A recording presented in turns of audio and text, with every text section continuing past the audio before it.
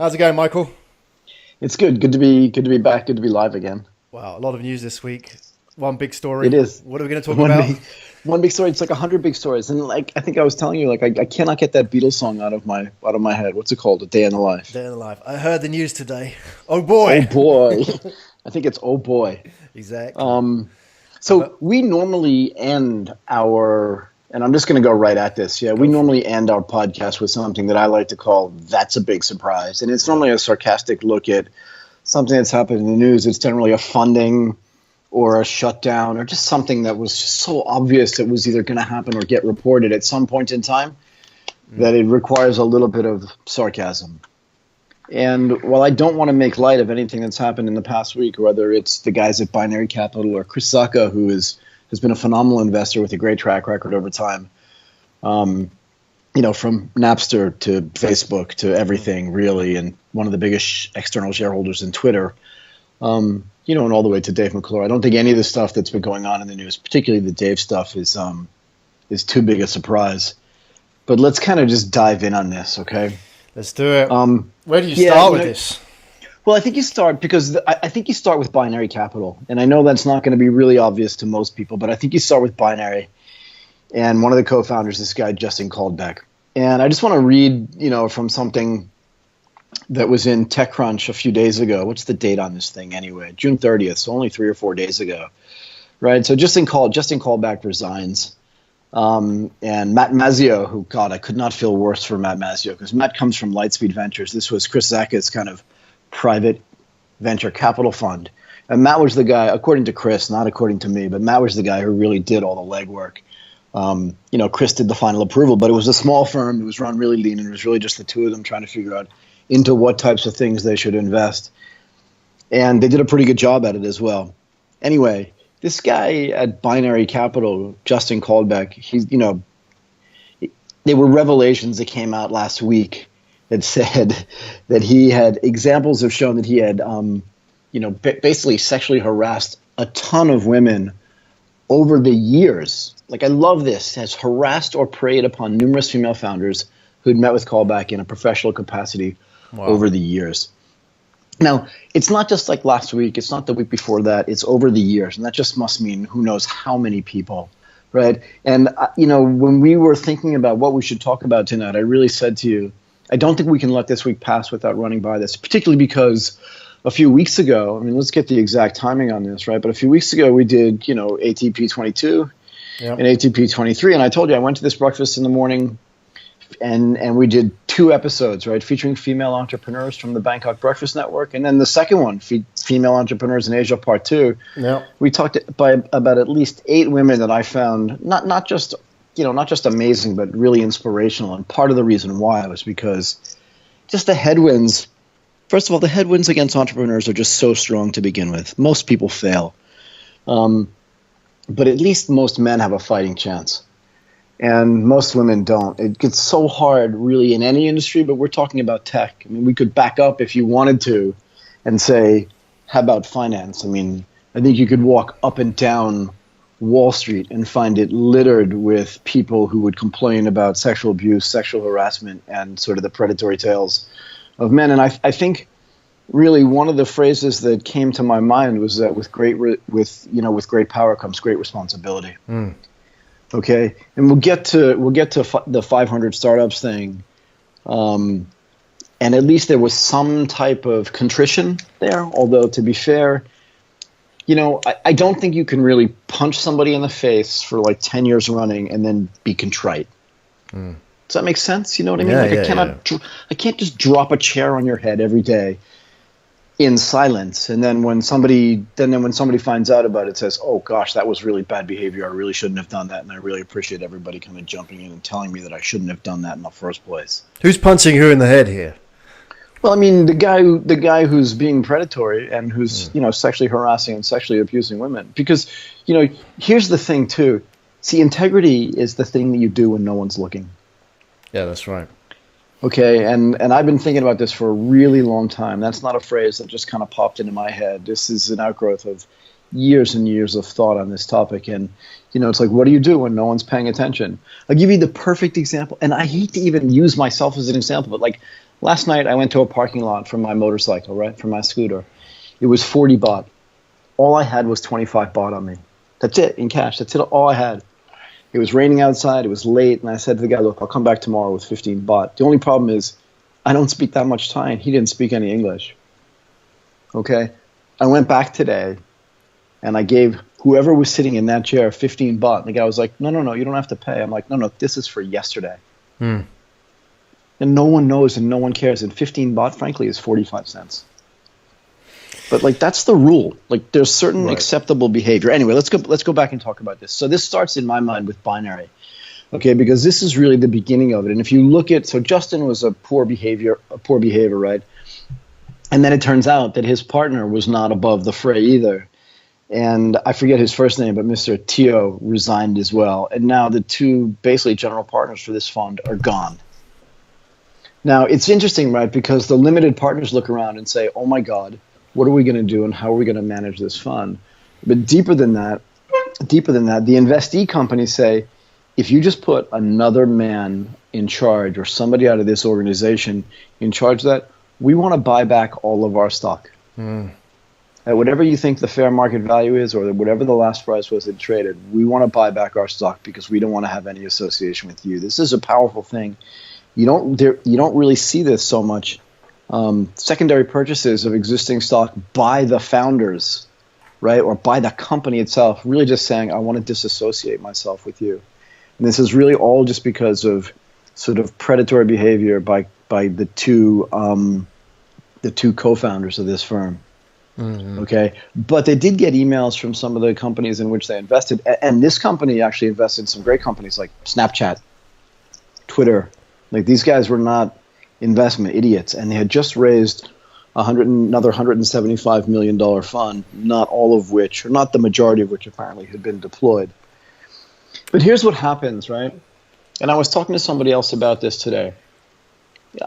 Some of this is going to come out sounding wrong, right? Because it's not a fully thought out, it's not a fully formed thought. If you're a man talking to another man and that man does something aggressive at its core, right, you just punch him back. And that's like acceptable behavior in society. It's not, it may be right or wrong. We can argue about that forever. But you've learnt that in the playground, in the yard, right, as a kid. You sure have. Your dad tells you that. Again, whether it's right or wrong, I'm not making a value judgment as usual. I'm just pointing out what we know. And what we know is if two men are sitting next to each other and one of them swears at you or pushes you or hits you with something, you just punch them back. And actually, there's no shame in going like this. Really? I'll be right back. Yeah. And you get two of your friends from Brooklyn. And then you beat this guy. Look, these things happen and no one feels the worse for the wear except the guy who started the fight. Yeah. And all this is, you can make a claim as to whether it's acceptable behavior or not, but it's behavior that society accepts at some level. Okay, but let's take this and turn it around a little bit. If a man does the same thing to a woman, okay, some type of predatory behavior, some sort of harassment or some sort of abuse, what is that woman's choice? Particularly if there's business on the line, right? And again, her outlets for these businesses are limited to begin with, right? And part of it is because of this sort of predatory and sort of sexual energy that ends up being in a room when those types of conversations are taking place. And we'll get later to Cheryl Yo, right, the woman who built a company in Silicon Valley, sold it to Walmart, a really impressive lady from Malaysia, came back to Malaysia to run one of the most famous incubators, not just in Malaysia, but in Southeast Asia called Magic.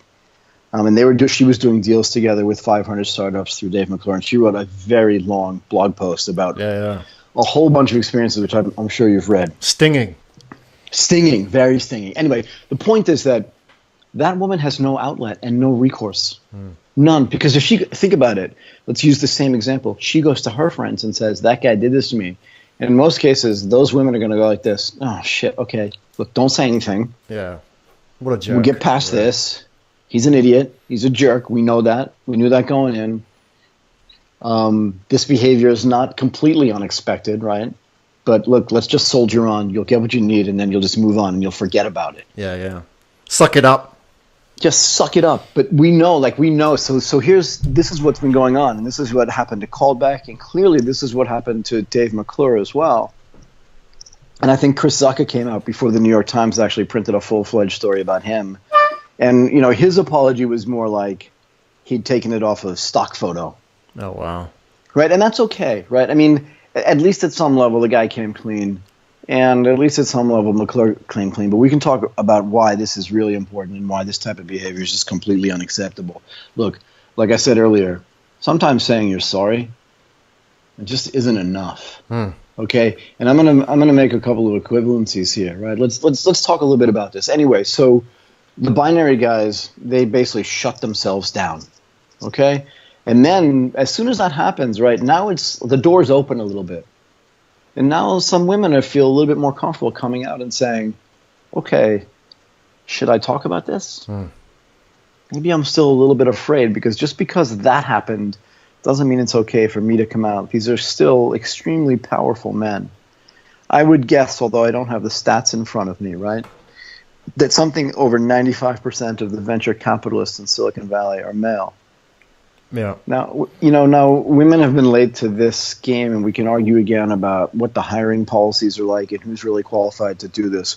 But regardless, let's get back to this thing. With great power comes great responsibility. Just because you're in power doesn't mean you kind of get to do whatever you want to do, right? And particularly the more power you have, the more responsible you have to be because your actions have more influence. The implications of your actions are much more influential. It's very, very important, right? So now these other women started coming out, and the New York Times published a really long story about how the tech industry has suffered a huge gender imbalance, which we know about. And that when Callback and the binary capital guys came out and, basically admitted that they'd done stuff wrong, now you start having this sort of decency thing come out in Silicon Valley where we have to sign decency pledges and everybody sort of has to start paying attention. In the background, at 500 startups, McClure and Christine Tsai and all the people that are associated with that firm are going, oh, no. You just know it. I mean, I can't be convinced. We kind of operate under the assumption that everybody knows. It's like an open secret. Yeah. And for those of us who have worked at corporations with more than 4 people in them, you always knew what was going on, but you also knew what you could and could not discuss. And I kind of want to move on from that to Dave's apology, right? Because I think this is where things start going really wrong. And I don't know, do you have an opinion on this stuff as well, or? Right. Yeah, no, but we'll get into it. I mean, the apology was interesting. I think we'll talk a bit about that. But that whole thing, I'm a creep, I'm sorry. Yeah, I mean, apologies go some way, but they don't admonish you. They don't make it good. They can help with helping people understand why things happened, right? But it doesn't make what happened any better.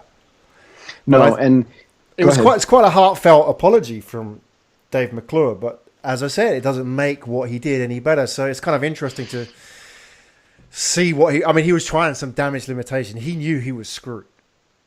I mean, he wanted to get out completely. There before he was going to get his ass roasted by the media. Right? Well, completely. Look, not his biggest problem, but one of the things that he's created for himself is that he's been a media. Yeah. What's the right word? I don't want to use the word that I normally use in private, but look, he's been basically a media whore for a long time. That's been his way. He thinks the more publicity that I can get, the better off I'll be. And in some cases that works, but in other cases it doesn't. And sometimes if you spend your life having shining the light on yourself, at some point it's going to be shining when you'd rather be in the dark. And I think what's happened here here's the thing I don't understand too. Okay, first of all, Dave, I was born in 1965. I turned 52 years old yesterday, right? Dave was born in Thank you very little. Thank you very much. No, but if Dave were 25 years old or maybe even 35 years old, I hate to even say this, but maybe it's a little bit oh, okay, just a little boy. Right. He's just kind of learning. Maybe. Right. But maybe. Yeah. But maybe. It's a maybe, right? But this is a 51-year-old man, and I'm telling you, you cannot tell me that you just didn't understand, whether you're in the tech industry, in the finance industry, in the movie business, whatever. And look, because you've seen The Godfather, which came out in the 70s. It was about the 50s and the 40s in the United States. This type of behavior has been going on forever. The only problem is the internet. Yeah. right? And it's fascinating to me that people whose entire lives and entire livings are made by saying connectivity, internet, the network, viral, all these things, they don't understand that when they send a text to a woman that says something like, I don't know if I should be thinking about hiring you or hitting on you. Yeah. That it's not going to get out. Yeah. Just crazy. Okay. And let's be clear about this. The relationships between men and women are they're heavily nuanced constantly, right? And it's not that a single guy or a married guy wants to date somebody. There's no problem with that at any level. But the point is that proximity is not an excuse for availability. Just because somebody is sitting next to you, just because somebody's in your firm, big companies have policies about this, right? You can't date someone that works for you. You can't have a relationship with someone who's on the same team. They do this on purpose because it just ends up being toxic. And as a 51-year-old, you know this. Yeah. And you particularly... Go ahead. Well, I wonder, because, I think about that then, well, how do these relationships start? Relationship starts in the workplace. That's where you spend 18 hours a day, more or less, right? When you're factoring, commuting and all that. It seems... I think it's kind of strange sometimes, isn't it? It's yes, we want to kind of regulate out this bad behavior, but at the same time, I think some people pull back a little bit and say, is there a danger of trivializing the other behavior, right? Which kind of if you prevent people from getting together, then, you kind of I don't know, you kind of drive the whole thing underground, right? I don't know. When I first saw this story come out, I always wondered whether or not how much truth was behind it. But I did read the whole, there's that expose from the lady you say from Magic. Right. And we'll talk about that in a minute. But I'm sort of throwing it in because I've read some comments online and I've read some people's opinion pieces, and I can get the other side of the coin that people are saying, there's always a risk of trivializing this, right? So I want to understand to what extent this is trivializing, that kind of behavior, and what extent it really is a problem, right? Because, it's getting drunk and, making a pass at somebody versus being a sexual predator. I don't know. Two of the same thing? No, they're two completely different things, right? But again, it there's a time factor and there's a persistency factor as well, right? So I don't if you approach someone and say, I'd like to do this thing, and they say to you, no. Yeah, speak to my husband. Then that's a no. Speak to my boyfriend, speak to my lover. I don't care who it is, but that's a no. It's just a no. I'm sorry. And there are so many other options available that if you just focus on the people that say no to you, you're more than just a creep. Right. You are. You just are. And I have this conversation with women all the time, frankly, and that is no, a no's a no, and just move on. Now, frankly, you cannot stop the attraction at some level. So you're right. You can't trivialize it. And, people who work together meet up all the time. But in general, pick a number, 80%, 90% of the time you have a man approaching a woman just because that's the way society is structured. Again, I'm not making a value judgment, but that's just the way it works. And if you say, do you want to go out with me? No. But that doesn't give you the right to pin somebody up against the wall and start kissing them. It just doesn't. I'm sorry. And that's the difference, right? So you can actually go back later and go, hey, look, we just finished working on that project. I'm leaving to go work at this company. I know before we couldn't go out with each other because we work in the same place, but I really liked you. Can we have dinner? That's an okay thing to do, I think. Right. Because it's not predatory and you're not forcing yourself on somebody. But I guess that's the problem that people have, is that they feel that even that could be perceived as predatory by the wrong person. And it's very difficult because it's then hearsay versus hearsay, isn't it? And then that sort of trivializes the bigger picture, which is there is a big problem in startups and venture capital, right? For sure. Right? For sure. But who was it who famously said, somebody asked another person, well, can you please define pornography for me? And the answer was, I can't really give you a definition, but I know it when I see it. Yeah. And I think it's kind of the same thing. I know that's really subtle, but I think it's kind of the same thing. And that is, I can't define exactly for you in every situation what sexual abuse is or what sexual harassment is. But if I'm sitting in a bar one night at Maggie Chu's and I see somebody put their hand on someone's leg without asking, I kind of know what I'm looking at. But is that what it is? I mean, this Dave McClure guy, just for the listeners so they understand, was he just kind of like, made a few passes, or was he persistently doing this? Let's just say this. We talked about at the beginning saying that's not a big surprise. Right, okay. I don't have all the statistical data, but I will say this, and I don't like to see anything bad happen to anybody. I really don't. I'm not one of these people that and I think most people are like this. I don't think you cheer on the sidelines when someone loses their livelihood. I really don't. I don't think anybody likes that. But I think you can make a judgment as to whether it's shocking to you or not shocking. See, something that shocks you is something that you didn't expect. Mm-hmm. Right? Like, oh my God, I won the lottery. I didn't expect that. That's shocking to me, even though I was constantly betting.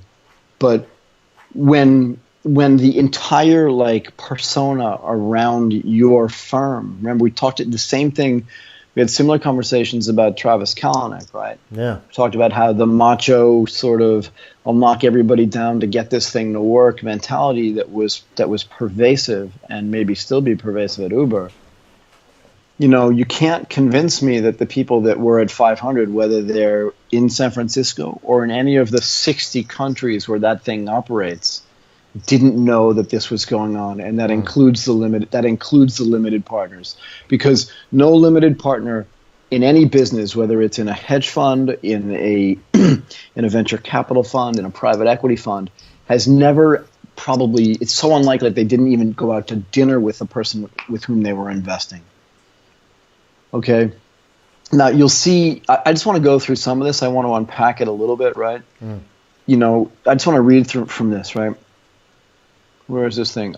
I'm ashamed I didn't change my behavior until I was forced to do so by circumstances and others. I think this. This is Dave McClure's.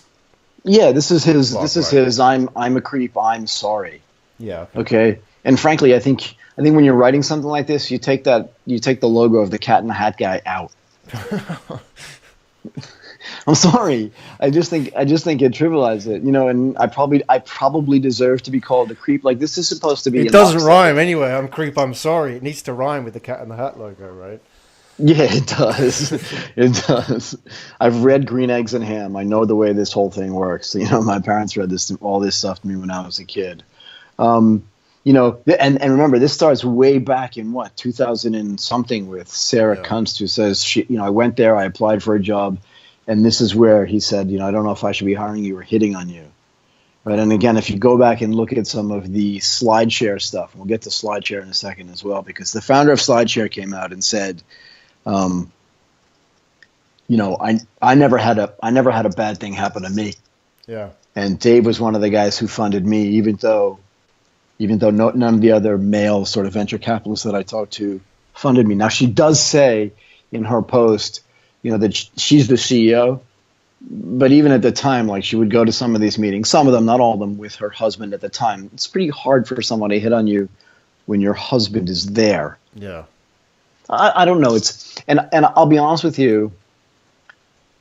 I've talked about this in so many other different situations, but I find it really hard to believe that a woman can go through her entire career and see all these other women get harassed and abused and have the sort of predatory behavior occur with them, and then come out and say something like, I don't know, nothing bad ever happened to me with this guy. But that's what she's saying, right? Rather than what she actually saw. Yeah, that's okay. But again, it's not that everything is sides, but whose side are you on? Yeah. This stuff is going on. Again, when I say that's a big surprise, this should be something that's not so shocking. That's the sarcasm part of it, right? And that other woman should just be like, well, you know what? I wouldn't mind if she said, well, nothing bad ever happened to me, but boy, this is not a shocking event, and I think we really need to address this, right? I really think we need to sit down and, I'm glad the light has been shined on this. And while Dave was really good to me, and I know she says this a little bit, it doesn't excuse any of the other behavior. And frankly, I wish someone had come to me so that I could have helped them, because I have his ear and I can talk to him and things like that. But again, I can't be convinced. Dave says in here, where is this? I just want to get this, and I'm sorry I don't have everything exactly referenced out, but it says, like, first of all, I made advances towards multiple women in work-related situations where it was clearly inappropriate. I don't even know where to start unpacking that, and that's like one of the first sentences in this apology. I made advances towards multiple women. How about, like, I was consistently on the prowl and hitting on everything that was moving? And it wasn't just inappropriate. It was just, like, constant behavior. Look, again, if you're in a bar on a Saturday night, like, drinking with your friends, and you're not working with somebody, I'm not going to say it's okay, but, like, fair enough. Right. But that's what people assume, right? I mean, that's fair game. That's how the game is played out there in the wild, right? So what's the problem with that in the workplace? I know it sounds like a silly question, but that's what people are asking, right? Yeah, but the answer to that is really straightforward, and that is, if in the real world, right, like out in the wild, I have no impact over what happens to you unless I actively, like, make a decision about your life where I really have no influence. But in the workplace, particularly if I'm the CEO and I'm the tone setter in an office, I mean, I can fire you. Right. I can not hire you, which is tantamount to firing you for a job you've never had. So that's the problem. Is the point here then, I'm just sort of trying to see it from the other side, is the point here then that because we're in the workplace, that then may make me as a woman feel coerced to do stuff that I don't want to do? Because I feel that I have to go along with this. Whereas in a bar, it's going to, hey, take a hike, jerk, right? Yeah, take a hike. Yeah, and believe me, it happens, you know, this happens to men in a bar too, right? Right, yeah. You'll be sitting there, some dude comes over to you don't know who he is, he's he's head of the trading desk or whatever, and he's like, hey man, I'm going to get my beer first. And you're like, I was in line here, and your buddies go, hey, that's Bill.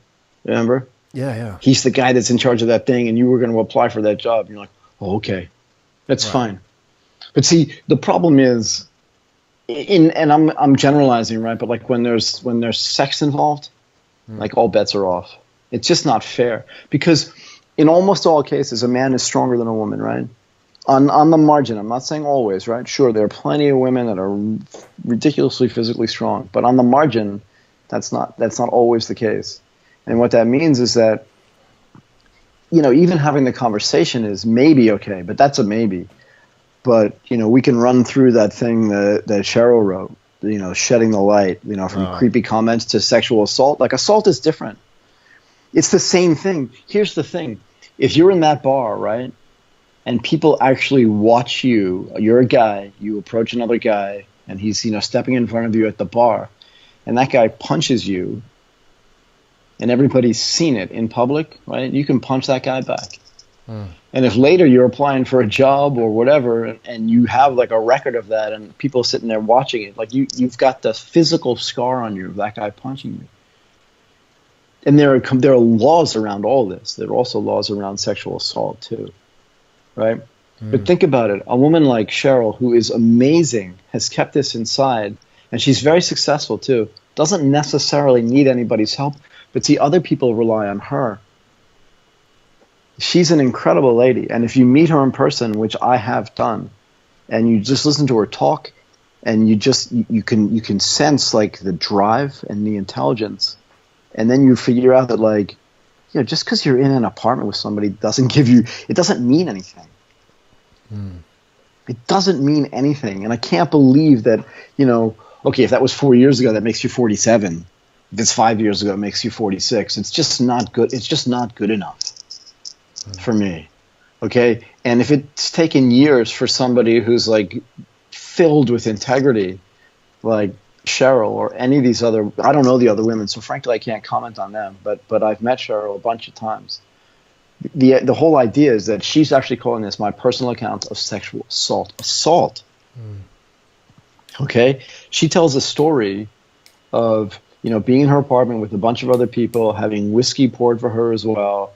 Right, and you can say, well, she was drunk and whatever. Not good enough for me. Never been good enough for me. Like, being drunk is not a good enough reason for someone to go and try to take advantage of you. Just not good enough. And it was Dave who was filling up the glasses as well. Let's not forget that. but again, even if that, whether that's true or not, we don't know. We weren't there. That's the way she tells the story. I'm willing to believe it. But even if it's not the case, even if she was filling her own glass, I don't really care. She's allowed to drink in her apartment and do whatever she wants. The whole point, though, is that they were working on something really big, right?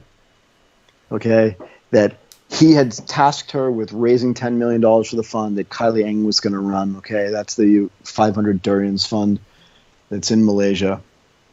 She did do that. You know, she said he came into Malaysia to meet some of the investors and other people there, and that they were working on Cerebro, which was then rebranded as something called Distro Dojo, right? And working on how to make Magic like a better and a sort of industry-leading incubator. And, you know, when she thinks, you know, 5 people or 6 people or whoever knows are coming back to the apartment for drinking and thinking and talking and, you know, strategizing.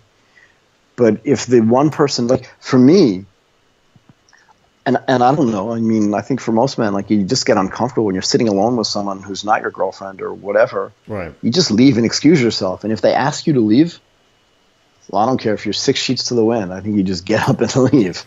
Yeah. Sorry, whiskey is not a good enough excuse for me. Yeah. Whatever they were drinking. Anyway, you know, and if you go through and, you know, you read this whole thing that Cheryl wrote, I don't know, I didn't do a word count on it, but boy, it's really long. And I guess because this is part of the thing of being a woman where even as she just like lashes into all this behavior, in the end, she still wants to make everything better. Right, which I find really interesting, actually. Okay, this happened. It was really terrible. It was horrible. He's going to take punishment for it. He's partially apologized, right? But I think if you go back and you look at these other women, Sarah Kunst, I think her name is, right? You go back and she's like, apology. I don't really care. This is not good enough for me. Because here's the thing. You can apologize for being, let's go back to, you know, I'm a creep and I'm sorry, right? Let's read this. And he's highlighted it, I believe. I don't know if Medium did this for him or if somebody else did it. You know, I'd like to apologize for being clueless. First of all, you're 51 years old. And again, even if you were 41 years old, if you've only been doing this for 10 years, you're not clueless. Selfish, maybe. Unapologetic, for sure. And defensive, yeah. But, you know, he says up here, for people that I have offended, this is not offensive behavior, right? And I think most women would tell you this. They're not offended by it. They're scarred by it, right? It's like the same thing. If you have a small child and every time that child does something wrong, you beat them up as a parent, those children aren't offended by your behavior. They're scarred by that behavior. And frankly, it impacts everything that they do. But even those kids have like an outlet. That's the biggest problem, is that these women in tech have been, and I won't put words in their mouth, but I'll just say kind of what I feel like they're saying is that they've been suffering in silence for a long time. And I would spread it out. You know, we talk about tech. That's why we call it the Asia Tech Podcast. But I would say that, you know, this happens to women everywhere. And that's why as soon as the binary capital thing started happening, and as soon as this thing with the New York Times started coming out, at some point, there were at least 12 women who came out and said, you know, I had sort of the same experience with Dave. And, you know, he says here, again, I want to find the line, right? I'm going to get feedback from people. He just says, you know, nobody at the firm knew what I was doing, except like nobody knew. And as soon as they did know, you know, everybody came after me and started saying that I should step down. But remember, the first reaction from this internally was, okay, you'll step down as CEO. You don't have any more day-to-day responsibilities, but we're going to keep you on as a general partner, and you'll maintain your fiduciary responsibility. I think it's important for people to understand what fiduciary responsibility is. That's like the utmost responsibility that a person who invests money for other people has. So stepping down as the CEO, but maintaining your general partner standing, or maintaining your fiduciary responsibility for your existing companies, which I don't know, number in the thousands, maybe 1,500, 2,000, I can't remember the exact number. It's really just like a slap on the wrist. Now, finally, what ends up happening is either he resigns or they have more difficult conversations internally, but, you know, frankly, he kind of gets taken out of that business. But to be fair, again, TechCrunch writes an article that they called Employee Email Claims That the 500 Startup Leadership knew about this and that new allegations are coming out. And I think this is really straightforward, right? That as soon as Cheryl wrote her thing, Cheryl, as I said before, very well respected, not just in her own country, not just regionally, but globally in her space. Once people start doing this, that it's like a waterfall of people coming out and then saying, geez, if I had known that there were so many other people to which this was happening, I would have come out earlier. Okay? And I encourage anybody who hasn't read through Cheryl's piece. It's long, but it's definitely worth reading. And I think everybody who has a relationship with the tech startup space should know about this. Now, we like to talk about, so again, this is called shedding light, right? Shedding light on the black box of inappropriateness. And we should, I don't even know why she calls it a black box, but I'm willing to put up with any type of terminology that she has here. It also looks to me, although I can't tell who the other guys in that picture is, there are other men in this business at senior levels, right? Not just in the United States, but globally. And there's no way that they didn't know. There's just no way. I don't want to use the word culpable necessarily, but we used to go to bars in Roppongi back in the early to mid 90s. You won't believe it, but we saw some pretty bad behavior in there. And we used to stand in between people that were trying to abuse girls and those people, and just try to stop it from happening. And we've disintermediated a bunch of stuff over time. I mean, I know it doesn't sound like the truth, but, go ask the guys that I used to hang out with. I can think of a particular time in a particular place. We just stood there and we're like, what are you doing? Like, really, what are you doing? Because you're not dealing with her anymore. You're dealing with, like, the four of us. Mm-hmm. And I'm not exactly a big guy, and I was pretty sure I was going to get my ass kicked. But it didn't matter because that was protecting somebody else. The point is that, like, this is a company that has offsites globally. You've seen the pictures of them post. You've seen the pictures posted of them. These are big offsite parties where they talk about global strategy. Now, I can only begin to imagine what these offsites were like. Okay, and again, you have men and women drinking in a place. Fair enough, right? I mean, I've been to events at Echelon where, in Singapore, where the after party kind of gets a little bit out of hand. You just standing there watching, saying, because again, these after parties are held in a bar, which I always thought was insane. And you're standing around, they're serving, it's like all you can drink wine and beer for 2 hours. I don't know how long it is. I don't remember. You just stand there going, this is not like a regular bar. It feels like it is, which makes it a really, excuse my language, but it feels like it is. So it's a shitty place to have a post-event party. But what it does is it kind of tricks your brain into thinking the women in this room are just women at a bar. You think it's safe? We have nothing to do. Yeah, it feels like a safe thing. So I'm just going to go over and act like it's an unknown person when in reality either that person works with you, works for you, you work for them or whatever. And I've been there going, I got to get out of here because these are dangerous situations. A lot of people are there and they haven't eaten anything all day as well, right? And they're kind of letting go. They're letting off a bit of steam. It's a real cocktail for, bad behavior. It's such a toxic environment. Right. Okay. And again, we're talking about tech, so we'll put it in the context of like techs and startup companies and venture capitalism. But the reality is that like you have a bunch of people at a post-event party for any industry. It could be like a real estate party, and the same type of stuff is going to happen.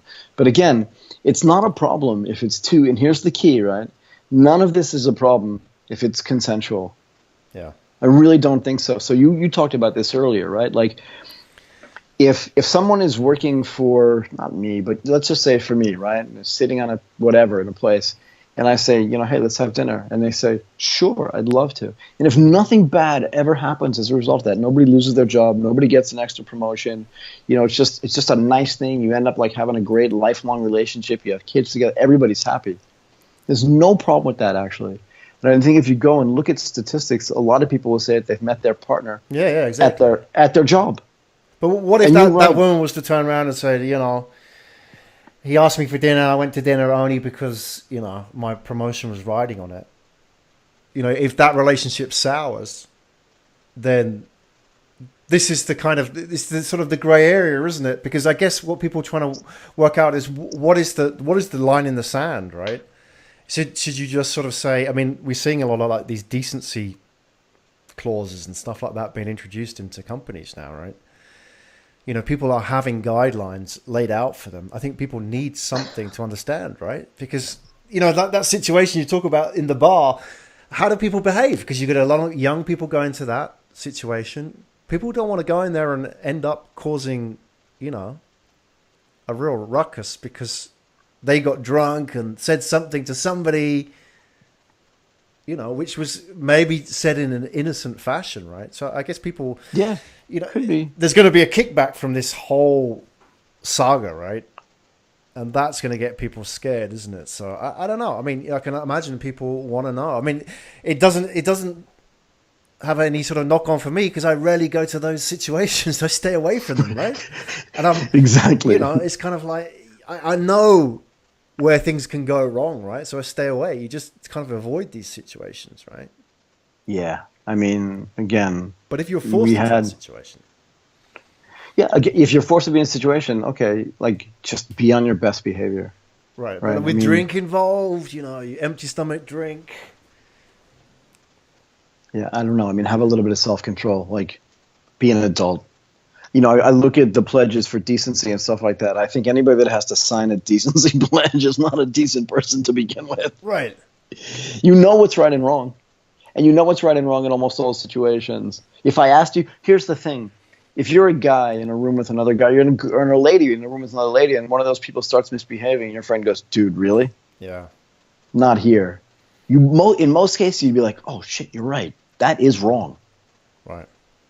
Right? So if there were other people in the room at like Cheryl's apartment, and if they notice, like, you've done this too. You go like this, Bill, look, we got to get out of here. Yeah, right. Because this is not going to end well, and tomorrow you're going to wish. But he's the boss. Maybe you can't say that. That's the point, though. Right. But that's the whole problem. That's the whole problem with this is you're the boss. Right. Okay? And this goes both ways, right? Like, there are potentially, and I say potentially, right? There are potentially, women that are in positions of power that could do the same thing and probably have.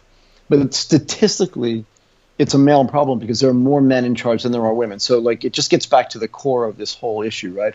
But as you said, there do need to be rules around this. But, like, the reality is, and, who was it? Somebody was once talking about, somebody swearing. It was a comedian. I don't know if it was George Carlin or not, but he was like, do you, like, somebody was swearing and talking with a really dirty mouth, and he was like, do you eat with that mouth? Do you kiss your mother with that mouth? Like, really? That's the way you're behaving. And I think that's part of my view on this is, like, you have cousins, right? You have a sister. You have a mother. You definitely have a mother if you've been born. You have a grandmother. Is this the type of behavior you want to be perpetrated on them? Because if you think that's okay, you've got a much larger problem. And that's more than, like, just being a creep. Yeah. Agreed. I think. And an apology is not going to make it good, is it?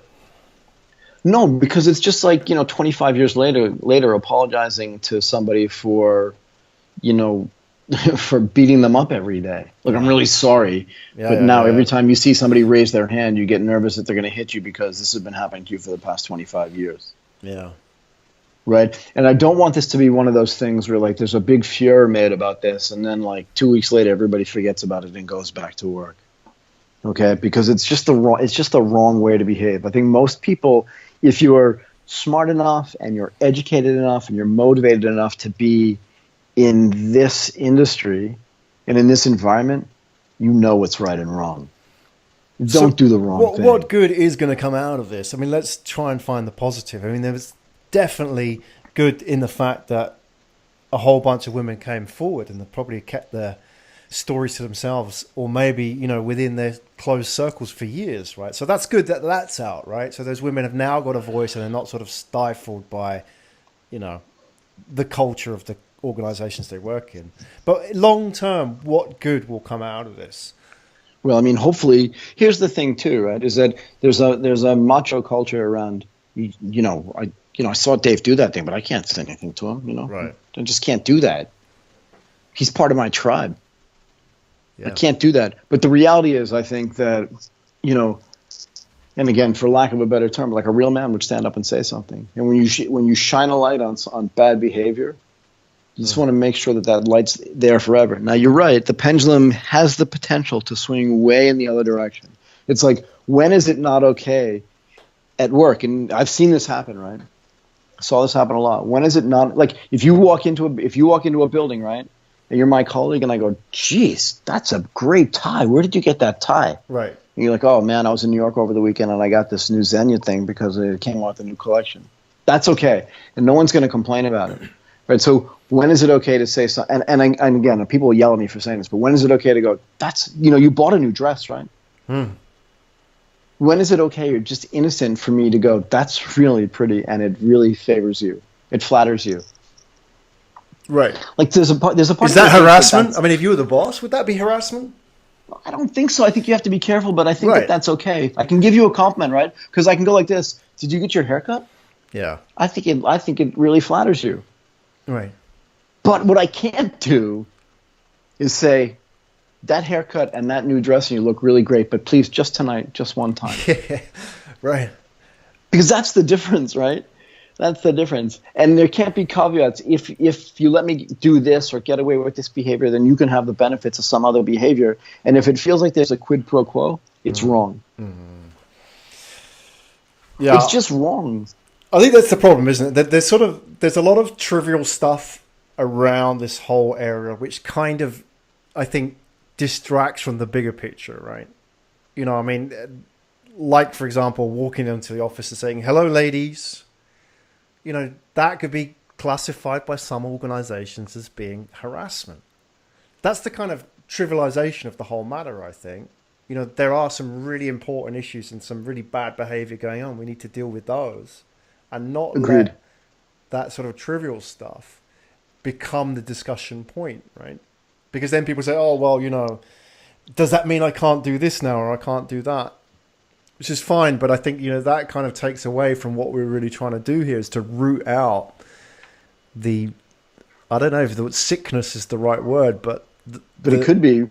Exactly, the culture of that whole sort of macho culture, which, it's not just VC world, is it? I mean, you've worked in investment banking. Everywhere. Investment banking is the big swinging dick, so to speak. We go back to Wall Street.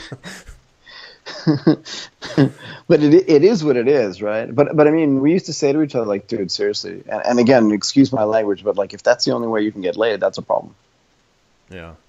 It's, I don't want to talk in those terms, but like, that's a problem. And that gets back to what I talked about before, right? Like, if the only reason why you have interest is because of proximity, that's a bad thing. You got to be able to separate, like, church and state. You know what I mean? Like, just separate them. And there's enough opportunity, in the world and in other places that you don't necessarily have to, don't shit where you eat, is what we used to say at work, right?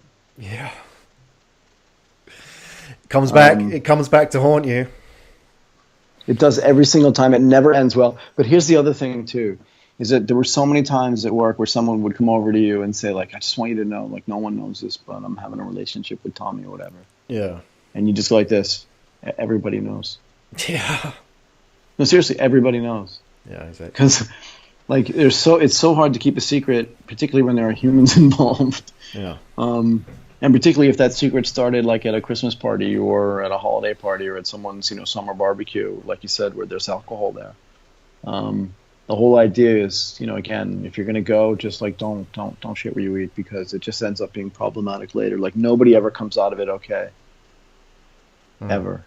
I see it so many times. There are plenty of people who've gotten themselves into so much trouble for things that later on just ended up being so trivial.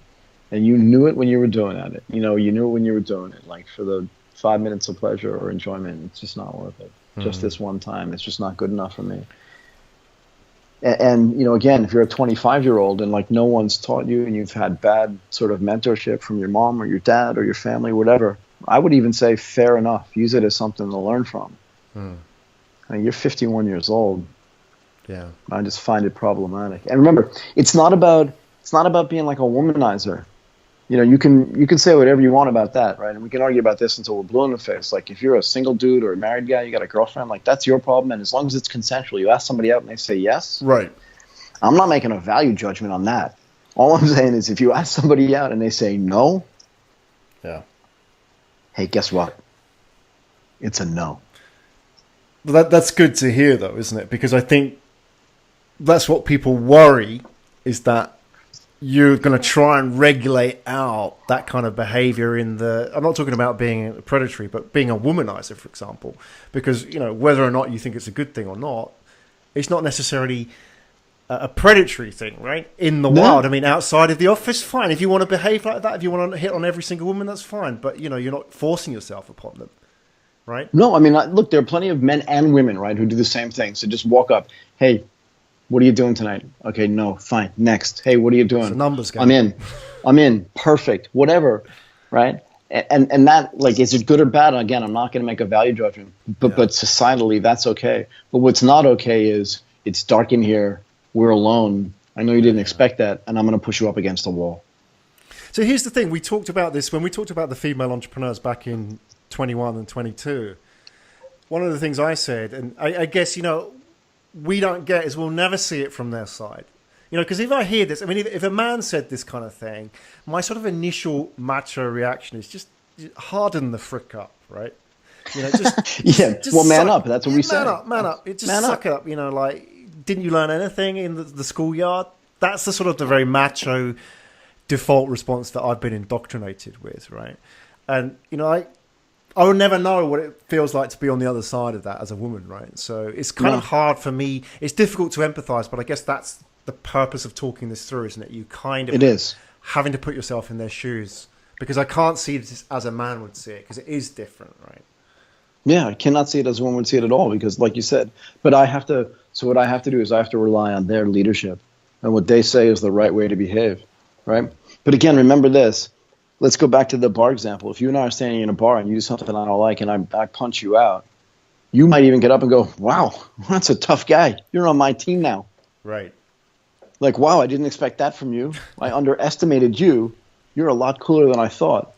But if you do that to, like, some lady, you know, metaphorically, and she fights back, you know, the commentary, I don't even have to go there. I don't want to go there, but the commentary is not the same way. The commentary is not, wow, that's a tough cookie. Let's get that person on our team. It's like, for gosh sake, you know where that's going, and that's not a good conversation. You're right. You don't know what that feels like. Yeah. And we don't know. I don't know what it feels like. Yeah. But I'm comfortable with the fact that I don't know what it feels like, and I'll tell you what. He doesn't know what it feels like either, and this gets back to the beginning of this conversation. I'll tell you what, it's not a big surprise. If you walk around like you're a big swinging dick all the time, and you use that as part of your, like, culture. We're talking about this a lot, right, in other contexts, but that's the culture you build. It's going to come back and bite you in the ass, and that's exactly what this did. And like I said, I'm not surprised. Not a big surprise. And again, I think this is this behavior is, like, constant. Yeah. Do you think it's rife? I mean, do you think this is just the tip of the iceberg, or? I know. I mean, that's a really hard question to ask, and it's tough to generalize. But do you think there's a lot more of these, or this is an isolated incident? I think it's everywhere at all times. I really do. I think it's so much more prevalent than anyone's ever willing to talk about. It's for every 12 women that come out and say this happened to me, there's 1,200 women who haven't come out and said it because they're just too scared. Yeah. Because again, if you come out when everybody else comes out and says it, and you're part of that, like, initial wave of people like you're a hero and you're part of this thing, and then 2 years later you're alone again. Yeah, right. And that's the problem, is that at some point you've got to tell, like, either we've got to make a decision. You know what? That's okay. Screw you. Like, that's okay behavior, which it's not. Or just go, this is completely unacceptable behavior. And when you see it, and again, sure, you're going to make mistakes sometimes, right? But when you see it, you stop it. There's got to be a way to make it better. I'm an optimist in most cases. Just got to be a way to make this better. Okay, yeah. And I'll rely. And I don't necessarily think it's a decency pledge written up by men for other men to sign. No, like, I just don't think that's the way it works. No, that's trivializing it. There's a lot more to it, isn't there? I mean, it's fundamental. Look at the numbers. We talked about this in one of the previous episodes. So was it 97% of all venture capital funding goes to male founders? Something like 58. There's a number here. I wish I had it. Yeah, so most venture capitalists, this comes from the article in the New York Times, right? Women in tech speak frankly on culture of harassment. Down in the middle it says, most venture capitalists and entrepreneurs are men, with female entrepreneurs receiving $1.5 billion in funding last year, and $58.2 billion for men. Now, again, I think you can generalize about who's really in charge of any particular company, male or female, but even if the women's funding is double or triple that, it's still 10 times higher. Yeah. For men, it's unbalanced for sure. And remember, you have two guys sitting in a room discussing whether whether one of them should be funded by the other guy. It's very different than a woman being in a room asking another man for money. It's just really different. And you see this in a lot of situations, right? Again, it's not just in the VC world, but you see it in a lot of situations.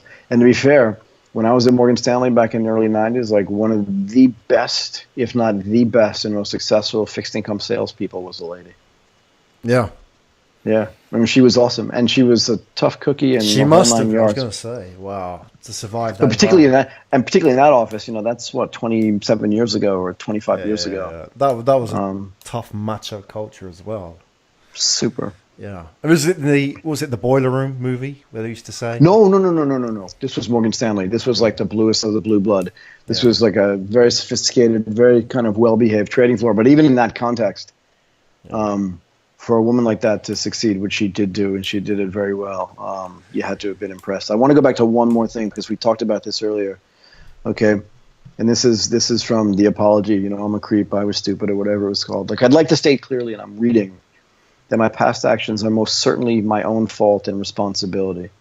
Until recently, there's a very catch-all phrase. Recently means what? Yeah. This week, this month, this year, until this I got decade. busted. But wait a second, though. And I feel for Christine Tsai as well, senior management, right? But Christine and other senior management at 500 were unaware of my actions.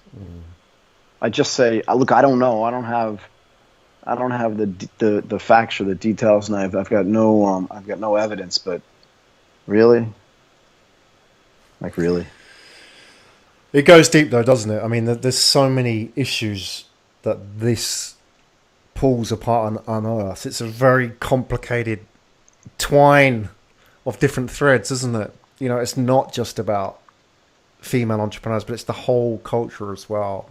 That the female entrepreneurs really are at unfortunately the receiving end of the worst part of that culture within startups. Absolutely. Right? Absolutely. So it's good. Yeah. It's going to be some healthy debate. Hopefully that this will be a change for the good and outing people who, well, I guess, are predators or negative influences within that industry will be good for everybody in the long run, right?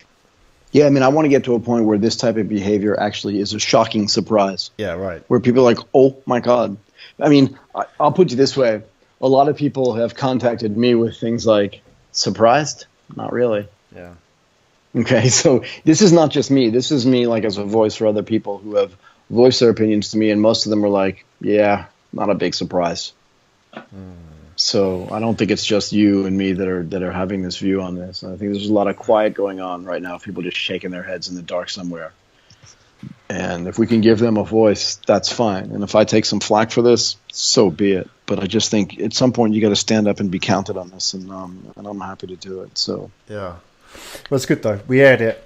This is a good sort of follow-on from the episodes we did about the female entrepreneurs, right? 21 and 22. Yep. Worth going back and checking those out because, it's not just about sharing their stories, but also understanding what they have to go through as well.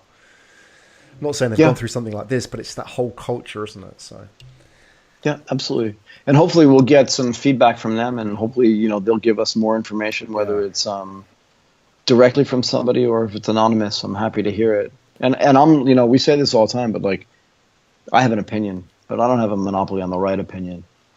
And I want to be, I think I was listening to a podcast today with Reid Hoffman, and he was like, you need to be a lifetime learner. Yeah. And that may be a catchphrase too, but I really believe that. Like you're only becoming a better person every day if you're open to learning new things, and those new things can be about you. So, tell me I'm wrong, but tell me why. And I'm happy to learn. But I think that what happened here is not a big surprise to people, and I want to get to a point where it is a gigantic surprise, where men in power are not being sexual predators, sexually harassing, or just, using sexual power over women. I just don't want to see this anymore. I want that to be a shock.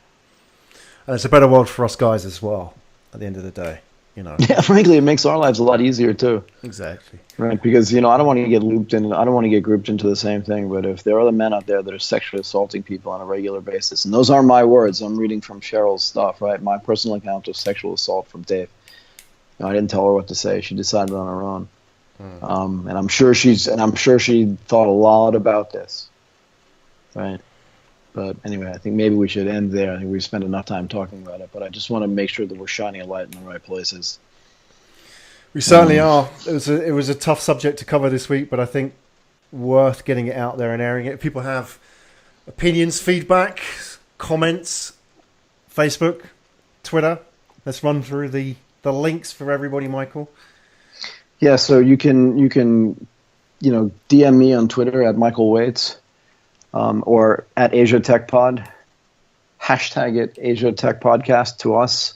Yep. I'm on LinkedIn. You can email me at michael.waits@gmail.com. Contact me anywhere you want. We have a Facebook page, and we're all over Twitter as well. So just let us know. We're happy to have feedback. Yeah. Don't forget the Facebook page. Join us on Facebook, facebook.com/AsiaTech Podcast. We will be here every Tuesday evening, Asia time, taking live Q&A.